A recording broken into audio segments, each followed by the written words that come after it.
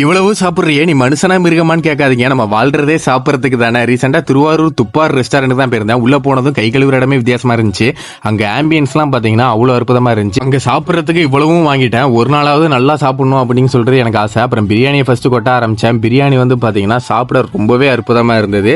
One of the best biryani in திருவாரூர்னே அதை கண்டிப்பா சொல்லுவேன். அந்த சிக்கன் பீஸ் வெந்த விதம்லாம் பாத்தீங்கன்னா அவ்வளவு சூப்பரா இருந்துச்சு. அப்புறம் சங்கரா மீன் ட்ரை பண்ணலாம்னு சொல்லிட்டு அதை சாப்பிட்டு பார்த்தாங்க. அதோட டேஸ்ட் வந்து பாத்தீங்கன்னா ரொம்பவும் சூப்பரா இருந்துச்சு. அப்புறம் சிக்கன் அடிக்க ஒருத்தன் பிறந்திருக்கானா அது கண்டிப்பா அந்த வஞ்சரம் தான். டேஸ்ட் பிளாஸ்டுங்க. அப்புறம் சிக்கன் 65 வந்து சாப்பிடலாம்னு சொல்லிட்டு அதை சாப்பிட்டாங்க. அதோட டேஸ்ட் வந்து பாத்தீங்கன்னா ஓகே தாங்க. அப்புறம் வேண்டாம் வெறுப்பா தான் சிக்கன் கிரேவி டேஸ்ட் பண்ணா, ஆனா எல்லாத்தையும் விட டேஸ்ட் இதுதாங்க ரொம்பவும் அற்புதமா இருக்கு. அப்புறம் எல்லாத்தையுமே மிக்ஸ் பண்ணி சாப்பிட்டோம் பாருங்க, டேஸ்ட் வந்து அவுட் ஆஃப் த வேர்ல்டுங்க. அப்புறம் மட்டன் ஐட்டமும் நிறைய இருக்கு. அது கூடவே பாத்தீங்கன்னா நான்வெஜ் மீல்ஸ் இங்க அல்டிமேட்டா இருக்குங்க. கிச்சனும் சூப்பராகவே மெயின்டைன் பண்ணி வச்சிருந்தாங்க. திருவாரூர்ல பாதி பேர் ஆல்ரெடி சாப்பிட ஆரம்பிச்சிட்டாங்க. நீங்களும் துர்காலயா ரோட்ல உள்ள துப்பார் ரெஸ்டாரண்ட் ஒரு முறையாவது ட்ரை பண்ணி பாருங்க.